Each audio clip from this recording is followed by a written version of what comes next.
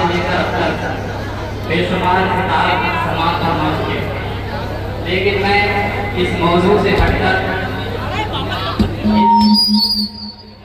ممبر رسول سے یہ پیغام دینا چاہتا ہوں اور چند منٹوں میں اپنی بات کو ختم کروں گا۔ حضرات، خطبہ مسنونہ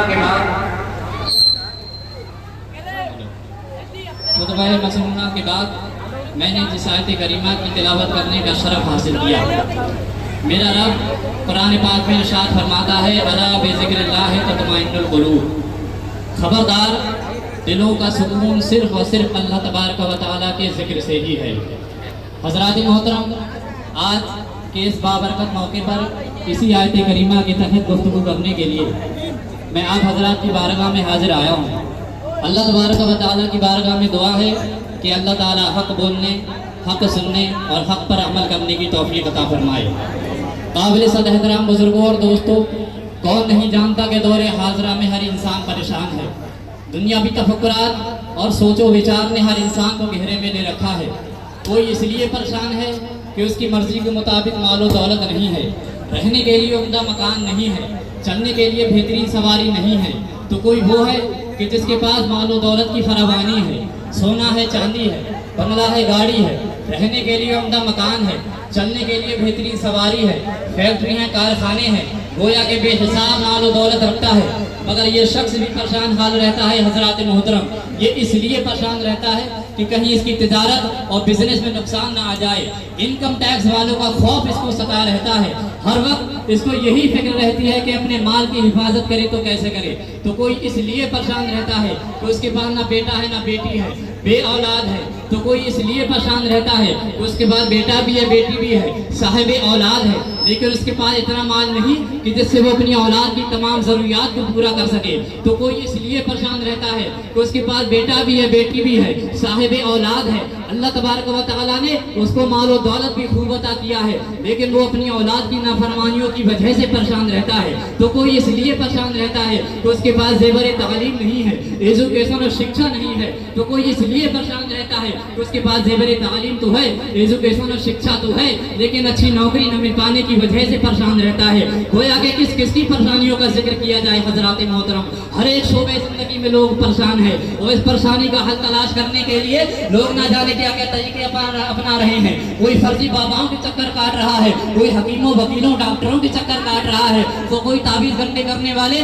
آخر انسان کرے تو کیا کرے؟ انسان ایسا کون سا کام کرے کہ جس سے اسے چند لمحات سکون کے میسر آ جائیں؟ انسان ایسی کون سی جگہ چلا جائے کہ جہاں پر اسے چند لمحات سکون کے میسر آ جائیں؟ تو آئیے حضرات محترم، اللہ تبارک و تعالیٰ کے حضور دعا کرتے ہیں، اے ہمارے پروردگار عالم، تو ہی نے تو انسانوں کو وجود بخشا ہے، اس کائنات میں انسانوں کو لانے والا تو ہی ہے، اور اس کائنات کو انسان کے لیے بنانے والا تو ہی ہے۔ اے ہمارے پروردگار عالم، یہ تیرے لاچار بندے تجھ سے دعا کر رہے ہیں کہ ہم ایسا کون سا کام کریں کہ جس سے ہمیں چند لمحات سکون کے میسر آ جائیں، ہم ایسی کون سی جگہ چلے جائیں کہ جہاں پر ہمیں چند لمحات سکون کے میسر آ جائیں۔ تو ہاتھ بھی غیبی سے آواز آتی ہے کہ اے میرے بندو، تمہیں کچھ کرنے کی ضرورت نہیں ہے، اگر تم سکون کی متلاشی ہو اور اپنی زندگیوں میں سکون لانا چاہتے ہو اور راحت قلب حاصل کرنا چاہتے ہو، تو تمہیں کچھ کرنے کی ضرورت نہیں ہے۔ اللہ تبارک و تعالیٰ نے اپنا مقدس کلام اپنے پیارے نبی جناب محمد صلی اللہ علیہ وسلم پر نازل فرمایا ہے۔ قسم خدا کی، اللہ تبارک و تعالیٰ نے اس کتاب کے اندر انسان کے سر سے بال سے لے کر اس کے پیر کے ناخن تک تمام احوال کا ذکر کر دیا ہے۔ اسی کتاب میں اللہ کریم نے انسان کی پیدائش سے لے کر اس کی موت تک تمام احوال کا ذکر کر دیا ہے۔ ارے یہی وہ کتاب ہے کہ جس کتاب میں اللہ تبارک و تعالیٰ نے انسان کے سکون کے راز کو بھی رکھا ہے۔ پڑھیے اللہ تبارک و تعالیٰ کی مقدس کتاب اور کھولیے اللہ تبارک و تعالیٰ کا مقدس کلام اور سورہ راج کے 28ویں آیت کو پڑھیے۔ اللہ تبارک و تعالیٰ کا فرمانے والی شان موجود ہے، الا بذکر اللہ تطمئن القلوب، خبردار دلوں کا سکون صرف اور صرف اللہ تبارک و تعالیٰ کے ذکر سے ہی ہے۔ پتہ چلا، اب اگر دلوں کا سکون چاہتے ہو تو اللہ تبارک و تعالیٰ کا ذکر کرنا ہوگا۔ اب اگر دلوں کا سکون چاہتے ہو تو نمازوں کی پابندی کرنی ہوگی۔ اب اگر دلوں کا سکون چاہتے ہو تو روزوں کی ادائیگی کرنی ہوگی۔ اب اگر دلوں کا سکون چاہتے ہو اور اللہ تبارک و تعالیٰ نے تمہیں مال و دولت عطا کیا ہے تو اس مال کی تمہیں زکات بھی ادا کرنی ہوگی۔ اب اگر دلوں کا سکون چاہتے ہو تو اللہ تبارک و تعالیٰ کے تمام حدود کا پالن کرنا ہوگا۔ اب اگر دلوں کا سکون چاہتے चाहते हो तो पड़ोसियों के हुकूक अदा करना होगा। अब अगर दिलों का सुकून हासिल करना चाहते हो तो वालिदैन की फरमाबरदारी करनी होगी। अब अगर दिलों का सुकून चाहते हो तो अपने बीवी बच्चों के हुकूक को अदा करना होगा। अब अगर दिलों का सुकून चाहते हो तो भाई बहनों के साथ इत्तिफाक और इत्तेहाद के साथ रहना होगा। जब ये तमाम काम तुम कर लोगे और फरामीन मुस्तफा के तहत अपनी जिंदगियों के गुजार लोगे तो कसम खुदा की हमारे वजूद से वो आवाज आने लगेगी कि ना दुनिया से, ना दौलत से, ना खराबात करने से, ना दुनिया से, ना दौलत से, ना खराबात करने से, तसल्ली दिल को होती है खुदा को याद करने से। और फिर हजरत मोहतरम जब बंदा अल्लाह तबारक व तआला का जिक्र करता है ना तो फिर अल्लाह क्या फरमा रहा है वो भी सुनिए।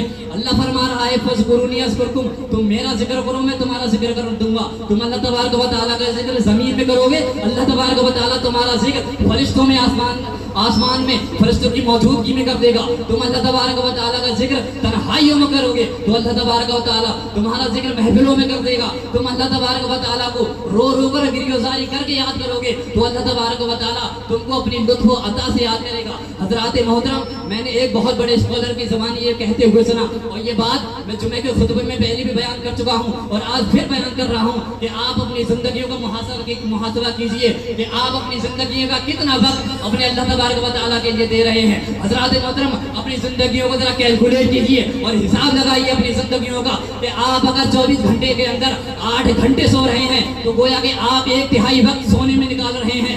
अब अगर किसी इंसान की उम्र 60 साल की हो रही है तो 60 साल का 1/3 20 साल बनता है तो गोया 60 साल के इंसान ने 20 साल सोने में निकाल दिए हैं। हज़रात मोहतरम कितना बड़ा नंबर है, 60 साल का इंसान 20 साल सोने में निकाल दिया है। अब वो वक्त निकालिए कि जब इंसान जरिया मुआश के लिए जरिया मुआश हासिल करने के लिए जहाँ तहाँ गया है, अपने दोस्तों अहबाब के साथ बैठा है, शादी ब्याह में शिरकत किया है, तो फिर अल्लाह तबारक व तआला ने तो अल्लाह तबारक व तआला के लिए उसने कितना वक्त निकाला है वो वक्त आप उंगलियों पर भी गिन सकते हैं। हज़रात मोहतरम मौत का कोई भरोसा नहीं है। आज इंसान इस भरोसे रहता है कि जब बुढ़ापा आएगा तो अल्लाह तबारक व तआला का जिक्र कर लेंगे, अल्लाह तबारक व तआला की इबादत कर लेंगे।